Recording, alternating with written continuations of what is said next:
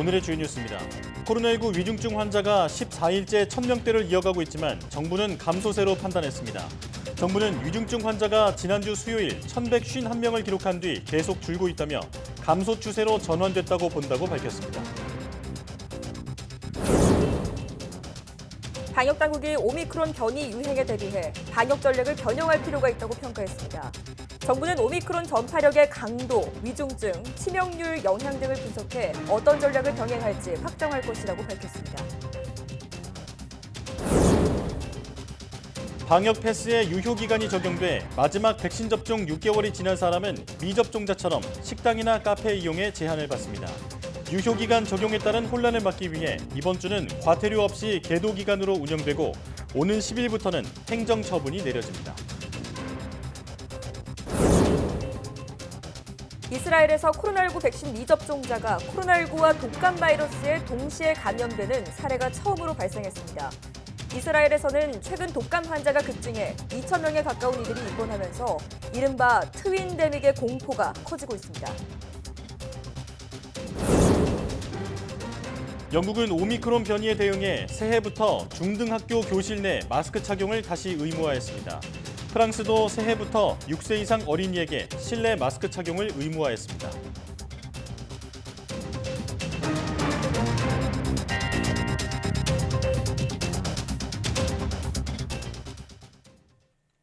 여러분 안녕하십니까? 사이언스 투데이 시작합니다.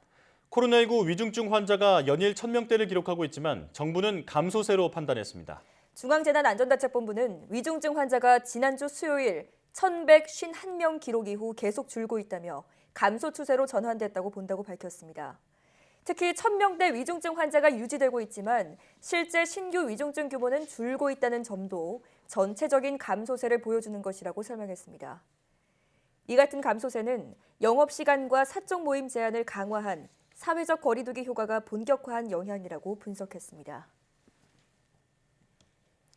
코로나19 신규 확진자 수가 감소세로 전환되고 대부분 학교가 방학에 들어가면서 학생 확진자 수도 감소 추세를 보였습니다.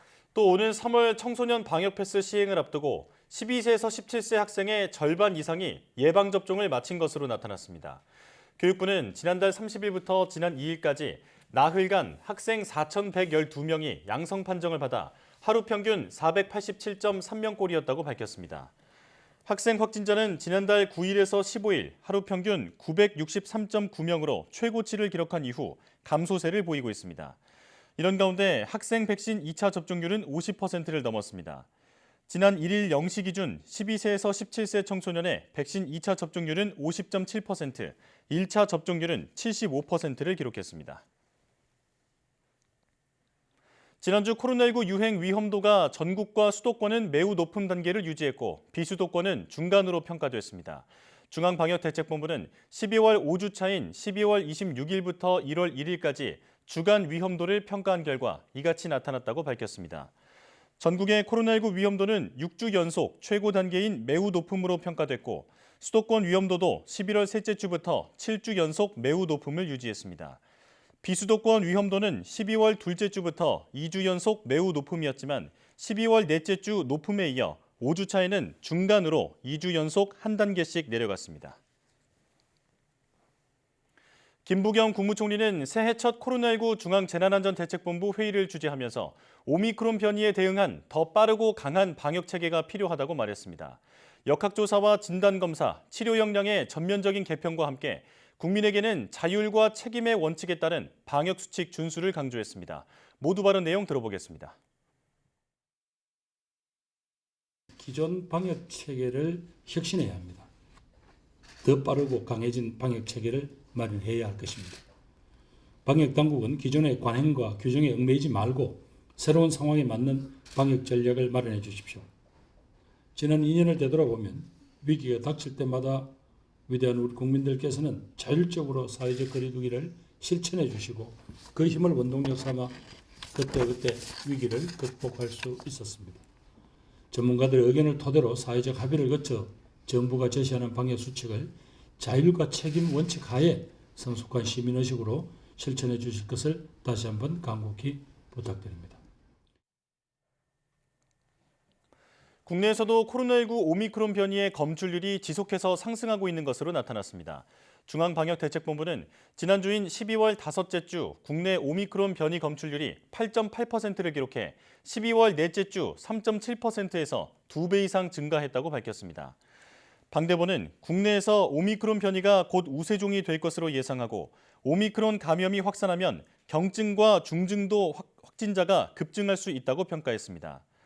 방역당국은 오미크론 확산에 대비하기 위해 오미크론 변이의 전파 속도, 중증 화율 등을 종합적으로 분석하고 있다며 의료, 방역 등 분야별 종합 대응 방안을 선제적으로 검토하고 있다고 설명했습니다. 방역당국은 코로나19 오미크론 변이가 확산하면 경증 확진자가 증가하면서 재택치료가 감당해야 할 부분이 늘어날 것이라고 진단했습니다. 손영래 중앙사고수습본부 사회전략반장은 오미크론 변이의 중증 환자 비율이 현재 유행하고 있는 델타의 중증 화율보다 낮다고 봤을 때 경증 환자가 늘어나는 것이 훨씬 더 클 것이라며 지금보다 재택치료가 감당해야 할 부분이 늘 것이라고 밝혔습니다.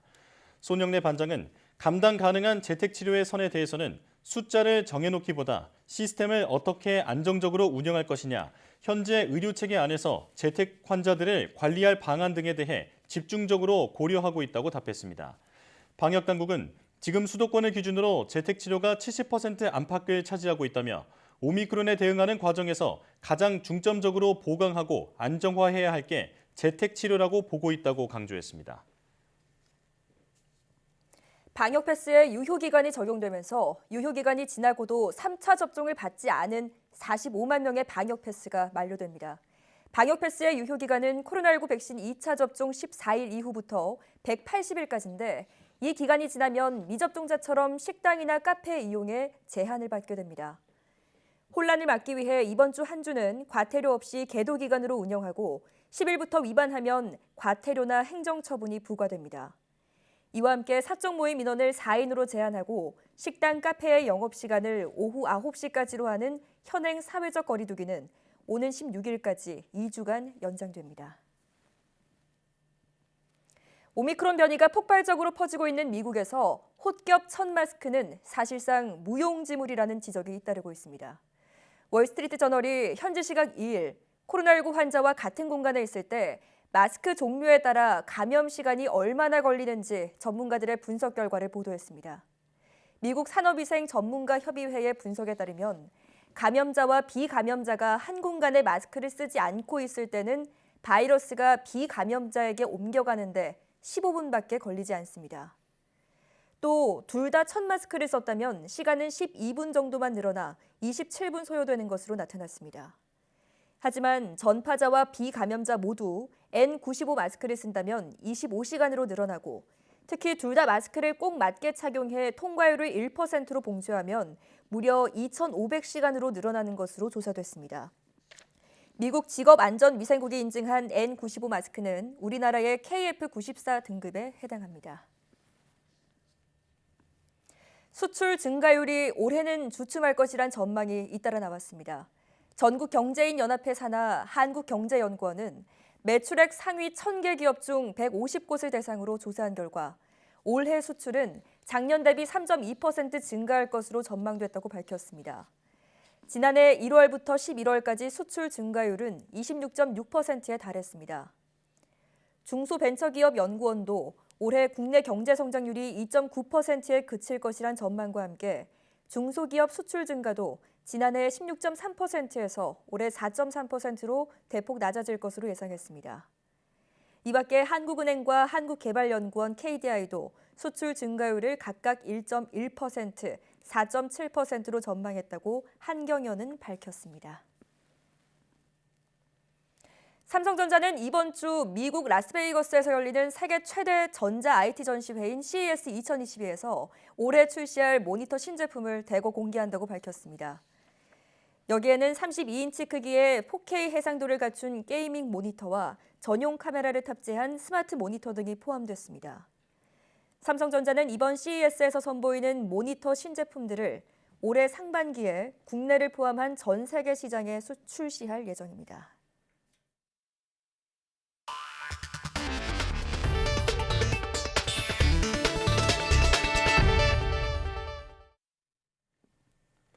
미국에서 하루 감염자가 50만 명 이상 나오면서 일주일 하루 평균 확진자가 새해 들어서도 사상 최고치를 이어가고 있습니다. 앤서니 파우치 소장은 감염자 급증이 입원율 증가로 이어질 수 있다며 병원이 감당할 수 있는 능력이 한계에 부딪힐 수 있다고 경고했습니다. 워싱턴에서 강태욱 특파원이 보도합니다. 뉴욕타임스는 현지 시각 1일 감염자가 54만여 명에 이르렀다고 집계했습니다. 이틀 전 58만여 명보다는 줄었지만 감염자 급증은 여전했습니다. 특히 일주일 하루 평균 신규 확진자는 38만여 명으로 사상 최고치를 다시 썼다고 집계했습니다. 2주 새 202%나 증가한 수치입니다. 그동안 한 자릿수 대 증가를 이어오던 입원율도 2주 만에 30% 증가하며 9만여 명에 이르렀습니다. 다만 사망자는 4% 줄었습니다. 파우치 소장은 감염자 급증은 결국 입원율 증가로 이어질 수밖에 없다고 경고했습니다. When you have multifold more people getting infected, the net amount is you're still going to get a lot of people that are going to be needing hospitalization. And that's the reason why we're concerned about stressing and straining the hospital system. 결국 병원이 감당하기 어려운 수준에 이를 수 있다는 겁니다. 또 이 같은 폭증은 연말 연시 연휴를 지내면서 당분간 이어질 수밖에 없을 것으로 전망했습니다. 2월이나 3월에 가서야 어느 정도 진정될 수 있다고 내다봤습니다. We keep it down at a low level enough that it doesn't disrupt our society, our economy, our way of life. That's what I'm hoping for. I hope that as we get into February and March and such, that we will be at that level of control. 파우치 소장은 폭증을 누그러뜨리고 병원 부담을 줄이기 위해서 백신을 추가 접종까지 맞추는 속도를 올리는 게 유일한 방안이라고 거듭 강조했습니다. 워싱턴에서 YTN 강태욱입니다. 미국 월가에서 사무실 출근에 대해 가장 엄격한 원칙을 고수했던 투자은행 골드만삭스도 오미크론 확산에 백기를 들었습니다. 뉴욕타임스는 현지 시각 2일 골드만삭스가 현재 재택근무를 하는 직원들에게 이번 달 18일까지 사무실 출근을 하지 말라는 지침을 이메일로 통보했다고 보도했습니다. 골드만삭스는 사무실 출근을 중시하는 데이비드 솔로몬 최고 경영자 때문에 월가의 금융회사 중에서 출근 정상화에 대해 가장 적극적인 모습을 보였습니다. 최근에는 오는 2월 1일부터 직원뿐 아니라 회사 방문객에 대해서도 추가 접종을 의무화하겠다고 하고 오는 10일부터는 코로나19 의무검사 횟수를 주 2회로 늘리겠다는 방침을 밝혔습니다. 미국에서 코로나19 급증 속에 겨울 연휴를 마친 초중고 학생들이 개학을 앞둔 가운데 교육당국이 대면 학습을 유지하겠다는 의지를 재차 밝혔습니다. 미겔 카도나 교육부 장관은 현지 시각 2일 폭스뉴스에 출연해 학교가 학생들의 대면 학습을 위해 완전히 문을 열 것이라는 점을 분명히 해왔다고 말했습니다. 카도나 교육부 장관은 지난해 학교 폐쇄가 학생들에게 미친 영향을 기억한다며 오프라인, 온라인 병행학습도 부모들에게 실질적인 영향을 미쳤다고 설명했습니다. 그러면서 우리의 과학은 더 나은 도구를 가지고 있다고 말해 지난해와 같은 학교 폐쇄는 없을 것임을 강조했습니다. 남극에 있는 벨기에 과학기지에서도 코로나19 확진자가 무더기로 나왔다고 영국 BBC 방송이 보도했습니다. 보도에 따르면 남극 대륙에 있는 벨기에 프린세스 엘리자베스 과학기지에서는 지난달 14일 첫 확진자가 나온 이후 현재까지 전체 25명 중 최소 16명이 감염됐습니다. 기지 측 관계자는 이들이 아직 경증을 보이는 등 상황이 극단적이지는 않다면서 확진자 격리가 애로사항이긴 하지만 기지 내 전체적인 임무에 심각하게 영향을 주지는 않았다고 말했습니다. 앞서 남극에서는 지난해 12월 칠레 기지에서 확진자가 무더기로 나왔습니다. 남극에서는 여름철 5,000명, 겨울철 1,000명 정도가 각국에서 파견돼 연구 활동을 하고 있습니다. 코로나19 백신 3차 접종에 이어 4차 접종까지 승인한 이스라엘에서 오미크론 변이가 폭발적으로 확산할 수 있다고 현지 보건당국이 경고했습니다. 다음 달까지 지난 2년간의 누적 확진자보다 더 많은 200만 명에서 최대 400만 명까지 새로 감염될 수 있다는 건데 이를 통해 집단 면역이 가능할 것이란 전망까지 나오고 있습니다. 이동헌 기자의 보도입니다. 이스라엘 보건당국은 2주 전까지 하루 700명대이던 코로나19 신규 확진자가 4,000명 이상으로 늘어나자 오미크론 변이의 폭발적 확산 가능성을 경고하고 나섰습니다. 930만 인구 가운데 420만 명 이상이 3차 접종까지 마쳤지만 오미크론 변이의 빠른 확산을 막기에는 역부족이란 것입니다.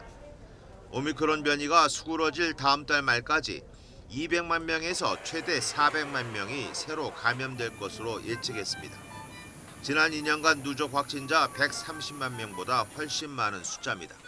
צריך לזכור שגם מצב של עשרות אלפי מאומתים ביום הוא קשה מאוד לניהול מבחינה לוגיסטית. אלה מספרים שהעולם לא הכיר וגם אנחנו לא הכרנו. 이스라엘은 코로나 백신 4차 접종 대상자를 60대 이상과 의료진으로까지 확대했습니다. 하지만 봉쇄 대신 경제활동을 최대한 허용한다는 입장입니다. 지난 열흘 동안 확진자가 4배 넘게 늘었지만 중증 환자는 80명대에서 100명대로 증가하는 등 오미크론 변이의 중증화율이 낮은 데 따른 것입니다. 오히려 오미크론 변이의 빠른 확산을 통해 집단 면역을 이룰 수도 있다는 전망이 나오고 있습니다. 이스라엘 보건부 최고 행정 책임자인 나우만 씨는 라디오 인터뷰에서 집단 면역에 이르기 위해서는 매우 많은 사람이 감염돼야 하지만 가능할 것이라고 말했습니다. 다만 감염에 따른 대가가 크기 때문에 백신을 통해 집단 면역이 달성되길 희망한다고 덧붙였습니다. YTN 이동원입니다. 이스라엘에서 코로나19 백신을 맞지 않은 임신부가 코로나19와 독감 바이러스에 동시에 감염됐다고 이스라엘 타임스가 보도했습니다. 이 여성은 가벼운 증상으로 페타티크바에 있는 베일린슨 병원에 입원 중이었다고 이 신문은 전했습니다. 코로나19와 독감 바이러스 2개에 동시에 감염된 경우는 이번이 세계 첫 사례라는 지적도 있지만 지난해 초 미국에서도 비슷한 보고가 있었다고 신문은 설명했습니다. 이스라엘에서는 최근 독감 환자가 급증하고 있으며 2,000명에 가까운 이들이 입원하면서 코로나19와 독감 바이러스의 트윈데믹 공포가 확산하고 있습니다. 이스라엘 타임스는 트윈데믹이란 용어가 2개 바이러스에 걸린 환자들이 병원마다 넘쳐날 수 있다는 뜻으로 많은 사람이 동시에 감염될 수 있다는 의미는 아니라고 설명했습니다. 유럽에서 오미크론 확산에 따른 방역 조치가 강화되면서 반발도 거세지고 있습니다. 영국은 새해부터 중등학교 교실에서는 마스크 착용이 다시 의무화됐고 네덜란드에선 수천 명이 봉쇄 반대 시위를 벌였습니다. 이종수 기자입니다. 네덜란드 수도 암스테르담에서 수천 명이 코로나19 확산을 막기 위한 정부의 봉쇄 조치에 항의 시위를 벌였습니다. 경찰이 일부 시위대와 충돌이 빚어지자 곤봉을 휘두르며 진압을 시도했습니다. I'm here because I like to live and I don't think we should be scared and stop living because we are scared of death. 네덜란드는 지난해 9월 25일 코로나19 제한 조치 대부분을 완화했다가 오미크론 확산 억제를 위해 지난달 19일부터는 전국적인 봉쇄에 들어갔습니다. 앞서 새해 첫날 독일 düsseldorf에서도 시위대 6,500명이 모여 백신 접종 등 정부의 방역안 규탄 시위를 벌였습니다. 같은 날 독일의 코로나19 방역을 이끌어온 카를 라우터바흐 보건장관의 쾰른 소재 지역사무소가 습격을 받았습니다. 백신 접종과 방역 조치 반대론자 소행으로 추정되고 있습니다. 주변국에서 벌어진 이러한 반발에도 영국 정부는 오미크론에 대응해 새해 들어 중등학교에서 실내 마스크 착용을 다시 의무화하기로 했습니다. 프랑스도 지난달 31일 하루 확진자가 23만 2,200명으로 사상 최다를 보이면서 새해 첫날 6살 이상 어린이에게 실내 마스크 착용을 의무화했습니다. 프랑스는 이와 함께 백신 접종 완료자가 코로나19에 감염될 경우 기존 열흘보다 사흘 단축된 일주일만 격리하도록 할 방침입니다. 또 항체가 생성됐거나 PCR 검사에서 음성이 나올 경우 닷새 만에 격리를 끝낼 수 있도록 했습니다. 프랑스 프로축구팀 파리 생제르맹 소속인 리오넬 메시가 코로나19에 감염이 됐습니다. 메시는 연말을 맞아 고향인 아르헨티나 로사리오에서 휴가를 보내던 중 코로나19 확진 판정을 받았으며 음성 판정을 받으면 프랑스로 돌아올 것으로 전해졌습니다. YTN 이종수입니다. 베트남에서 코로나19 감염이 확산하면서 수도 하노이에서 신규 확진자가 2,000명 넘게 나왔습니다. 현지 시각 3일 베트남 보건당국에 따르면 전날 저녁에서 신규 확진자 16,000여 명이 나왔고 지역별로는 수도 하노이가 2,045명으로 전국 최다치를 기록했습니다. 하노이는 지난해 12월 13일 하루 확진자 1,000명을 기록한 이후 확산세를 보여왔습니다. 현재까지 하노이와 다낭, 호찌민을 통해 들어온 해외 입국자 중에서 20명이 오미크론에 감염된 것으로 확인됐습니다. 일본이 올해 달 탐사 프로젝트에 본격적으로 시동을 걸 전망입니다. 니혼게이자이 신문은 일본이 올해 달 표면 착륙을 목표로 하는 무인 탐사기를 보내는 등 달 탐사 프로젝트를 본격화한다고 보도했습니다. 이 신문은 일본 우주항공연구개발기구 자사가 첫 번째 달 프로젝트 초소형 무인 탐사기 2대를 미국 로켓에 실어 쏘아 올리는 것을 추진하고 있다고 전했습니다. 이 로켓은 미 항공우주국 나사가 추진하는 유인 달 탐사 계획 아르테미스 프로그램의 첫 단계로 무인 비행 시험에 나설 우주선 오리온과 함께 일본 탐사기 등을 싣고 이르면 다음 달 발사될 예정입니다. 지난해 코로나19에 시달린 미국 경제는 40년 만에 최악의 인플레이션까지 겹치면서 심각한 이중고를 겪었습니다. 미국은 올해 양적 완화의 축소와 함께 최소 3차례 금리 인상에 나설 계획인데 과연 돈줄 조회기로 물가를 잡을 수 있을지가 올해 세계 경제의 주요 화두입니다. 이광혁 기자의 보도입니다. 코로나19 사태의 장기화로 미국 뉴욕에서 무상 제공 음식을 찾는 발길이 늘었습니다. 하지만 식재료 값이 급등하고 운송차마저 제때 구하지 못하면서 구호단체의 시름은 깊어졌습니다. In the last few months, as the need keeps growing, we needed another vehicle to rent. And we couldn't get a vehicle to rent. It took us a month to get a rental 30-foot truck. 사탕을 생산하는 이 업체는 지난 크리스마스 때 주문량이 크게 늘었지만 직원을 구하지 못해 일부 공급을 포기했습니다. 결국 사탕류 가격은 10%가량 올라 소비자 부담만 커졌습니다. Not only was it hard to hire them, the wages have kept creeping up as well. And so it's been really competitive out on the marketplace just with the lack of labor force. 지난해 11월 미국 소비자 물가 지수는 1982년 이후 최대인 6.8%나 급등해 충격을 안겨줬습니다. 코로나 사태가 2년간 지속한 여파로 식료품값뿐만 아니라 자동차, 에너지, 주거 비용 등이 일제히 급등해 미국인들의 생활고가 커졌습니다. 이에 따라 연방준비제도는 양적 완화의 축소인 이른바 테이퍼링을 올해 3월쯤 조기에 마무리할 계획입니다. 이와 함께 올해 상반기부터 최소한 3차례 기준금리를 올리는 등 물가를 잡을 수 있는 수단들을 총 동원할 것으로 관측됩니다. It's a real bump in the road. It does affect families. When you walk in the grocery store and you're paying more for whatever you're purchasing, it matters. 하지만 공급망 병목 현상이 여전하고 오미크론의 폭발적 확산으로 구인난이 지속할 수 있어서 과거 수준의 물가로 돌아가기는 쉽지 않아 보입니다. We don't expect the pace of price increases to stay this high, but prices also won't go back down to where they were before. 물가 급등으로 점수가 크게 깎인 바이든 행정부로서는 올해 11월 중간 선거를 앞두고 인플레이션과 물러설 수 없는 한판 싸움을 벌이게 됐습니다. YTN 이광규입니다.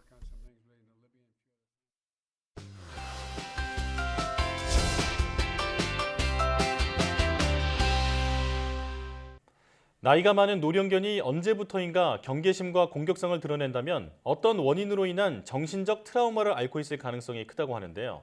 함께 사는 반려견과의 충돌로 큰 상처를 받는 경우도 종종 있다고 합니다. 오늘 슬기로운 펫생활에서는 이상 증세를 보이는 노령견의 심리 치료와 또 실내에서 할 수 있는 근육 운동에 대해서 알아보겠습니다. 지금 화면으로 만나보시죠.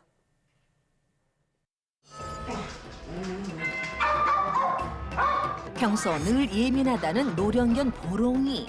안아주고 이렇게 해주려고 해도 순간적으로 애가 자꾸 물게 돼요. 그러니까 이제 안아주는 것도 못 해주겠더라. 노령견 보롱이를 위한 맞춤 솔루션. 슬기로운 펫생활에서 알아봅니다. 오늘의 주인공을 찾아간 곳은 경기도 파주시. 그때 보호자와 함께 산책을 나온 반려견이 눈에 띄는데요. 안녕하세요. 네, 안녕하세요. 오늘 저희 제보해주신 맞으세요? 네, 맞아요. 제보해주신 주인공이 이 친구예요? 아, 아니요. 걔는 집에 있고 얘는 다른 애. 넷째, 우리 집 넷째 아이 홍차예요. 인사해. 안녕하세요. 딸이에요. 그렇게 홍차와 함께 집으로 돌아왔는데요. 이 친구는 행운이에요. 멀리서 제작진에게 인사를 건네는 행운이. 이 친구는 우리 복순이 둘째예요. 복순. 안으로 들어서니 반려견이 또 한 마리 보이는데요. 이 친구가 오늘 주인공이에요? 아, 아니에요. 얘는 우리 집 막내 체리예요. 지금 소리 안 들리세요? 지금 들려요. 네, 짖고 있잖아요. 지금 2층에 있는 거예요? 네, 2층에 있어요. 소리의 행방을 찾아 2층으로 황급히 올라가 보는 제작진. 이 친구가 오늘의 주인공이에요, 보롱이. 드디어 찾은 오늘의 주인공 보롱입니다. 보호자는 많은 반려견들 중에서도 유독 보롱이를 많이 신경 쓰고 있다는데요. 지금 나이가 많고 노견이다 보니까 더 마음이 가지 않을까. 다른 애들은 지금 1살밖에 안 됐는데 이제 좀 같이 살 날이 얼마 안 남았잖아요. 그러니까. 그런데 갑자기 창문 밖 행운이를 향해 보롱이가 짖기 시작합니다. 근데 행운이도 2층에 있는데 왜 행운이랑 분리를 해주신 거예요? 얘가 좀 공격성이 좀 있어요. 근데 행운이를 좀 공격하다가 행운이가 체격이 크다 보니까 우리 보롱이를 물었어요. 물다 보니까는 이제는 한번 그런 경험이 있는 애들은 또 한 번 물 수 있다 그래서 그냥 분리를 하게 됐어요. 올해 5월 행운이에게 크게 물려 수술을 받은 보롱이.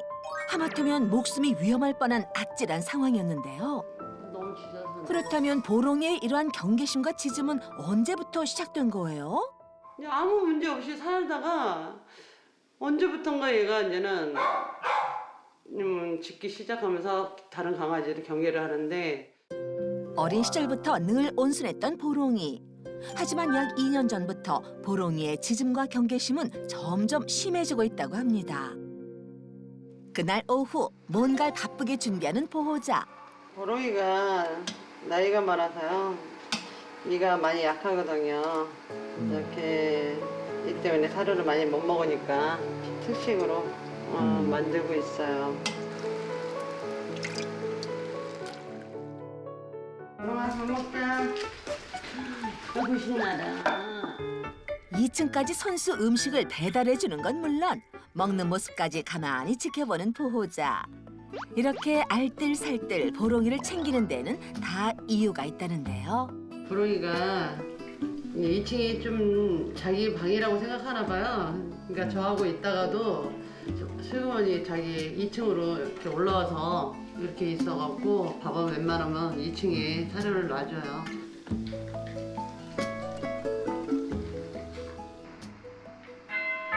그때 초인종 소리가 들리자 보롱이가 갑자기 심하게 짖기 시작하는데요. 쉽사리 진정하지 못하는 모습. 대체 보롱이가 왜 이렇게 불안해하는 건가요?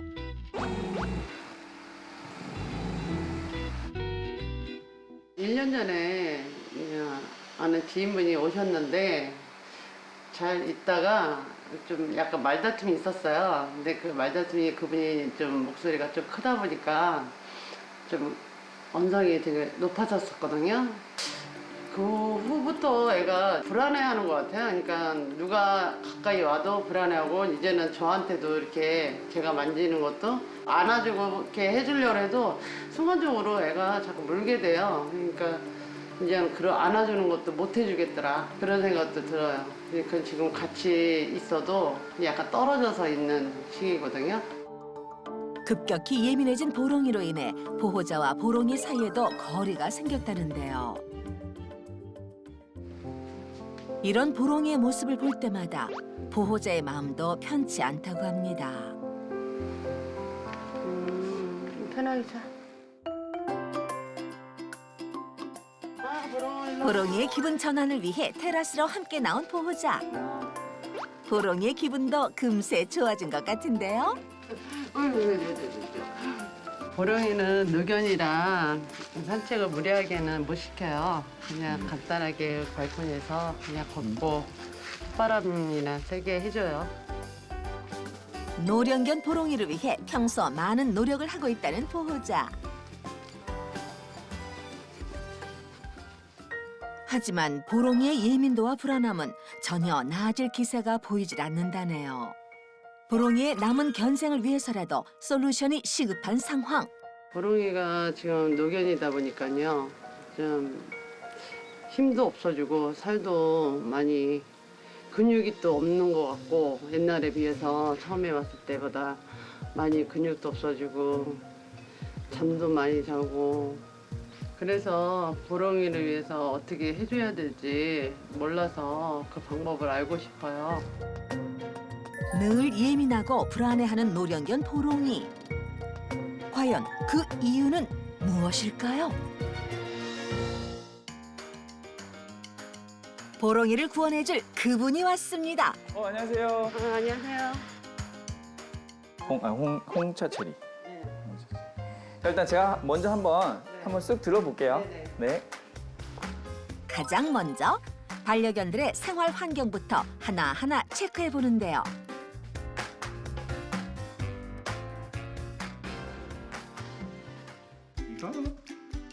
이어서 2층의 보롱이 공간까지 꼼꼼히 살펴보는 전문가. 침대도 있어요. 전문가는 아이들의 생활 환경을 어떻게 바라봤을까요? 정말 제가 봤을 때는 너무나 이렇게 딱딱 방도 다 각자의 방이 있고 영입공도 너무 잘 해놓으셨고. 근데 이제 여기서 조금 이제 제가 욕심을 내자면 우리 보롱이를 위해서 조금 이렇게 나이가 이제 계속 들어갈 거니까 거기에 대한 대비책을 연습하는 방법이랑 그리고 스킨십하는 방법, 그리고 집에서 나갈 수 없는 부분이 많이 있으니까 집 안에서 가볍게 운동하면서도 근력이 키워질 수 있는 방법에 대해서 제가 말씀드리도록 하겠습니다. 가볍게 스킨십 테스트부터 진행해 볼 예정인데요. 어디를 좋아하고 어디를 불편해하는지에 대한 체크를 먼저 하면 좋을 것 같은데 한번 만져볼까요? 보롱이의 예민도를 파악하기 위해 스킨십을 해보는 전문가. 그런데 보롱이가 예상외로 얌전히 전문가의 손길을 받아들입니다. 이번엔 보호자가 보롱이와 스킨십을 시도해보는데요. 싫어하는 부위 있어요? 없어요. 다 만질 수 있죠? 배 쪽 이렇게 만져보면 부드러워야 되는데 어느 순간 이렇게 딱딱하게 만져지거나 몽우리가 만져지거나 하는 경우가 있어요. 나이가 들면. 그런 부분이 있는지 없는지 이렇게 만지면서 체크. 꾸준하게 매일매일 하루에 1분도 괜찮으니까 오실 때마다 스킨십을 이렇게 천천히 해주는 연습을 하시면 좋을 것 같고.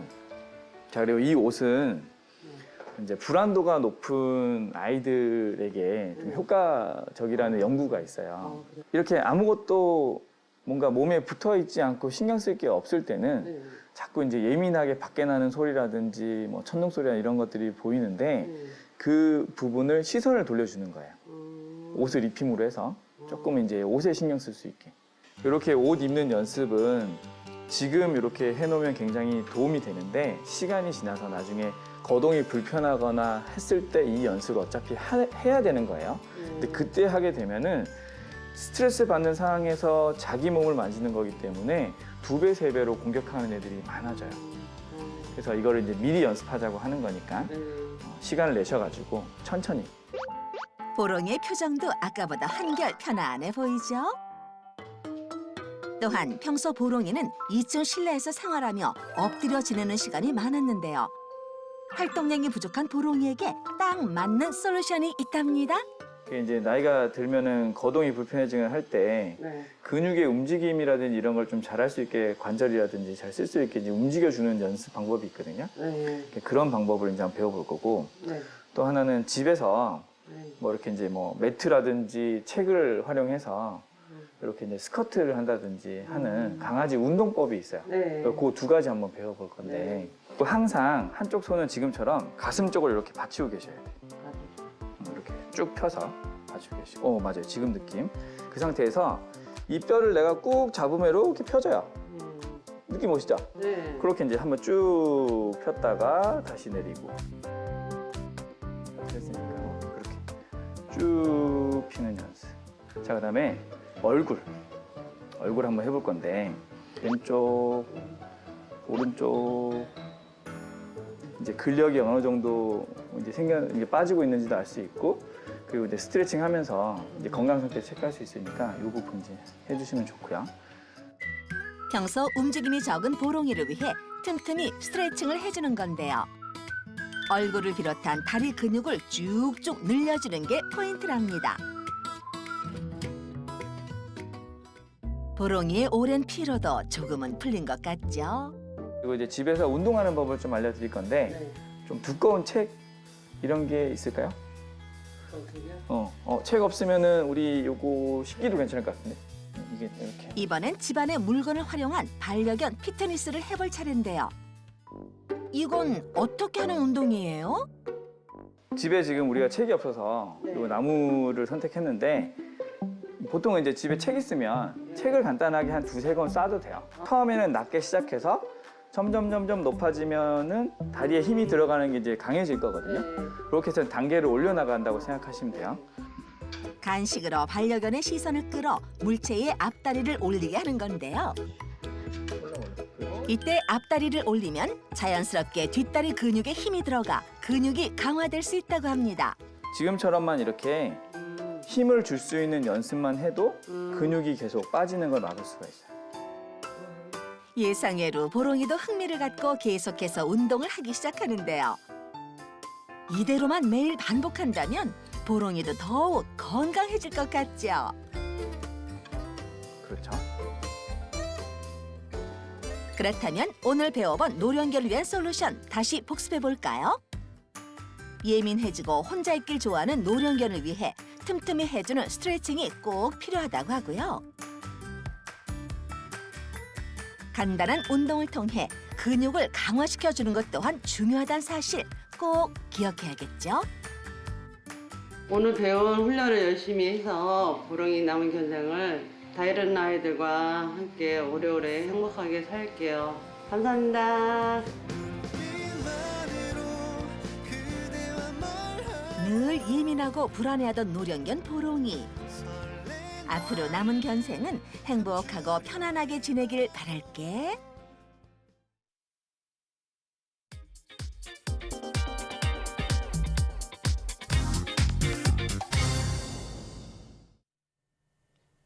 IT 기술은 코로나19로 멈출 것 같았던 우리의 일상을 지속 가능하게 만들었는데요. 디지털 전환이 시대적 흐름이 되면서 올해도 IT 산업의 급성장은 계속될 것으로 보입니다.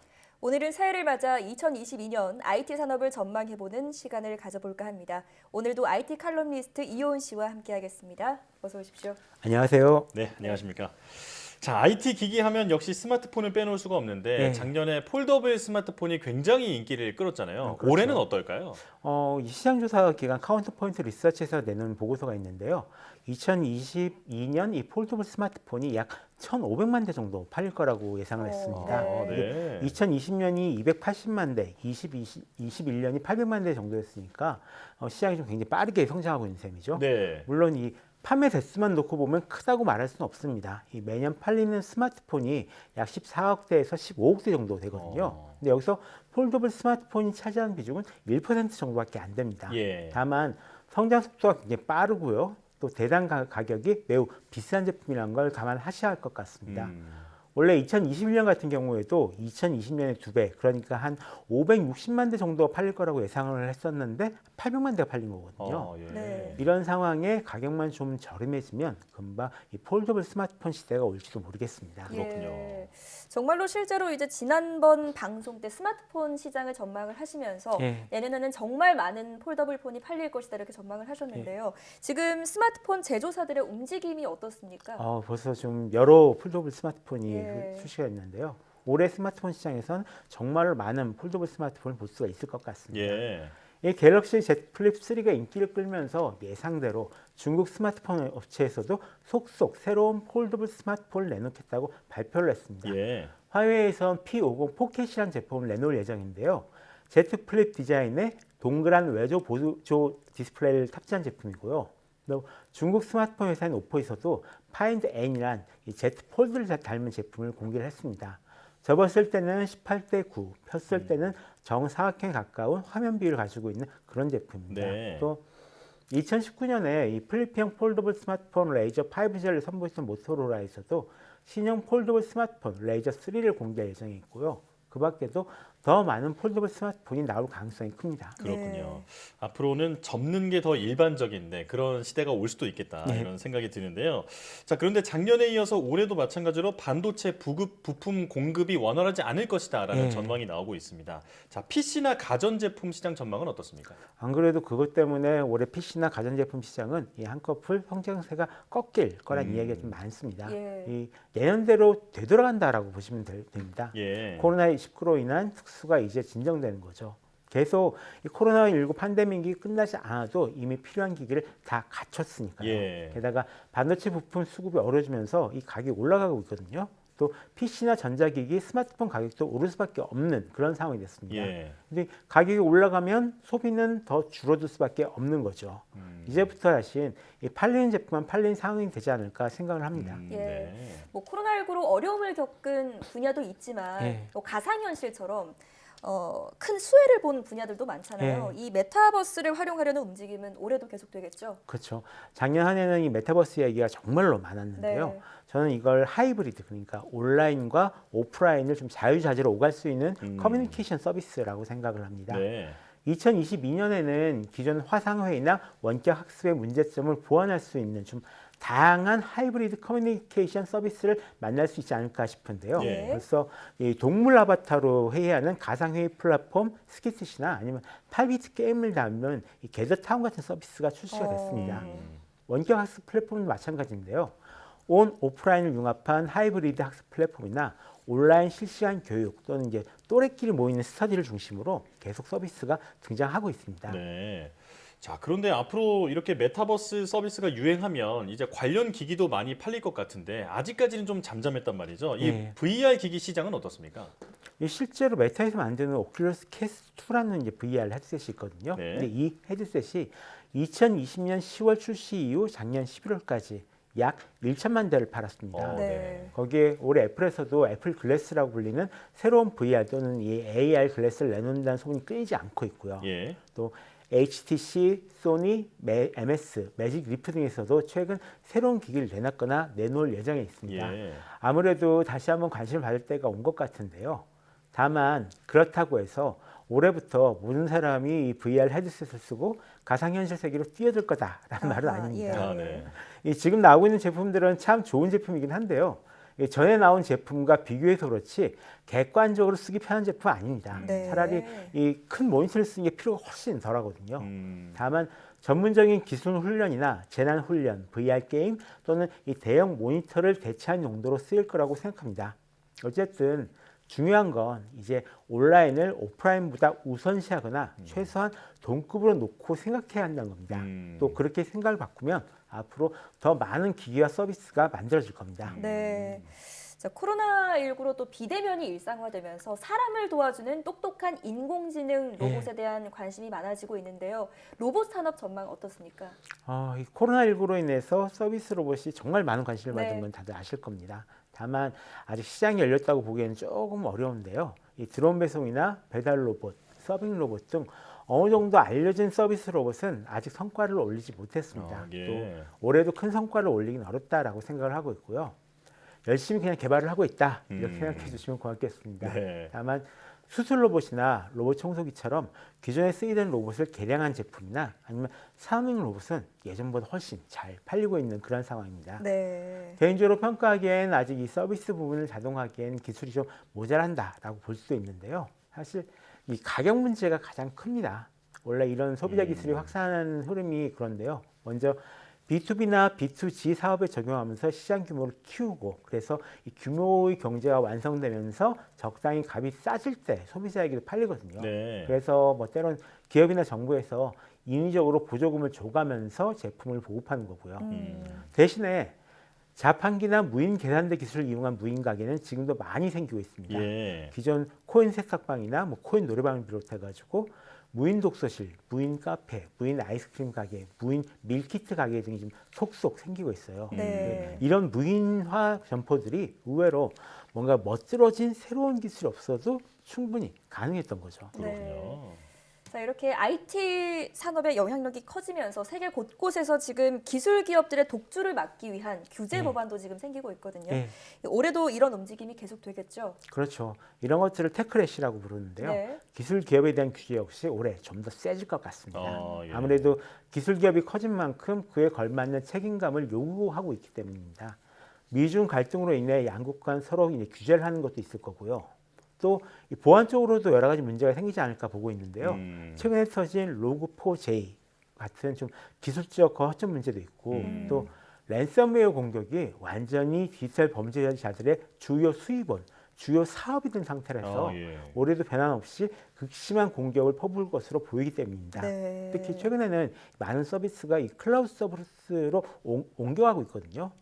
또 이 하이브리드 커뮤니케이션이 굉장히 일상이 된 환경인데요. 거꾸로 보면 이런 디지털 범죄자들이 굉장히 활기치기 좋은 환경이 만들어지고 있는 셈입니다. 네. 따라서 이런 보안 부분에 적극적으로 신경을 쓰셔야 한다고 생각합니다. 예.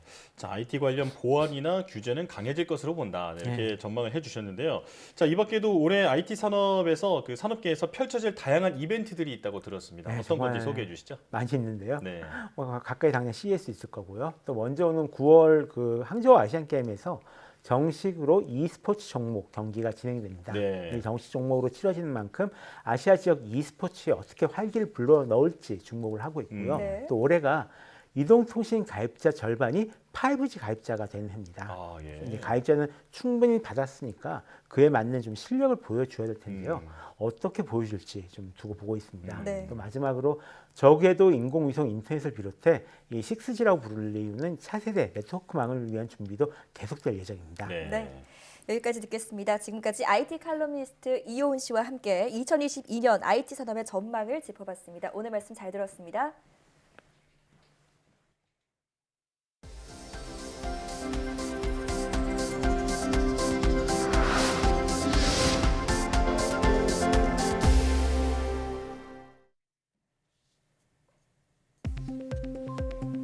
알츠하이머 치매의 전 단계인 경도 인지 장애를 초기에 진단할 수 있는 비디오 게임이 개발됐습니다. 영국 킹스 칼리지 런던 에밀리 몰린파키스 박사 연구팀은 특정 비디오 게임을 하면서 나타난 몸의 움직임을 분석해 치매의 징후를 판단하는 프로그램을 개발했다고 밝혔습니다.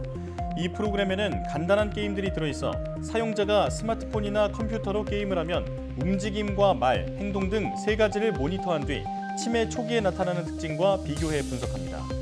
이렇게 수집된 결과는 의사에게 바로 보내져 최종 판단을 내리게 되며 이를 통해 치매 위험을 조기에 진단할 수 있습니다. 급증하는 글로벌 수요에 맞춰 투자를 늘리고 있는 반도체 업계의 인력 부족에 대한 우려가 커지고 있습니다. 월스트리트 저널은 현재 시각 2일 인력을 구하려는 글로벌 반도체 업체들의 고민이 깊어지고 있다며 이같이 보도했습니다. 반도체 업계는 다른 업계보다 생산 과정의 자동화가 촉진됐지만 시설 운영을 위한 기본 인력은 여전히 필요한 상황입니다. 특히 최근 반도체 업계는 인텔이 최근 1,000억 달러, 우리 돈으로 119조 원을 들여 미국과 유럽에 공장을 건설하기로 하는 등 앞다퉈서 생산시설 확충에 나섰습니다. 미국 전기자동차 업체 테슬라가 지난해 93만 6천여 대의 차량을 전 세계 고객에게 인도했다고 발표했습니다. 테슬라가 2021년 고객에게 납품한 전기차는 모두 93만 6,172대로 전년보다 87% 증가한 것으로 집계됐습니다. 지난 4분기 인도량은 사상 최다인 30만 8,600대를 기록하면서 6분기 연속 최다 기록을 갈아치웠습니다. 이는 시장 예상치를 뛰어넘은 것으로 로이터 통신은 테슬라가 공급망 문제를 극복하고 4분기에 블록버스터급 인도량을 달성했다고 평가했습니다.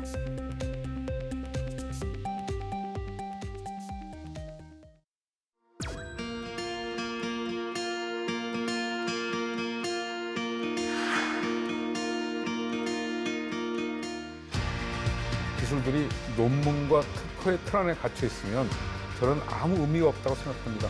그것이 실용화돼서 국민의 삶의 질을 높이고 산업 발전을 시키는 게 의미가 있다고 생각을 합니다.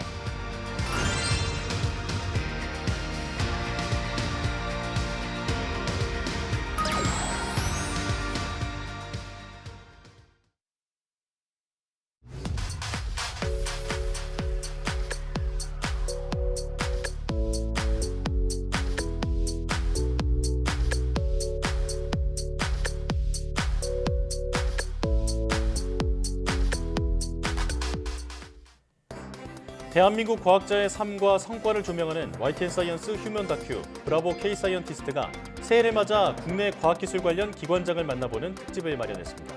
신년 특집 첫 번째 주인공으로 우리나라의 소재 강국 도약을 위해 힘써온 이정환 한국재료연구원장을 만나보겠습니다. 많은 시청 바랍니다. 사이언스 투데이 마칩니다. 함께해 주신 여러분 고맙습니다.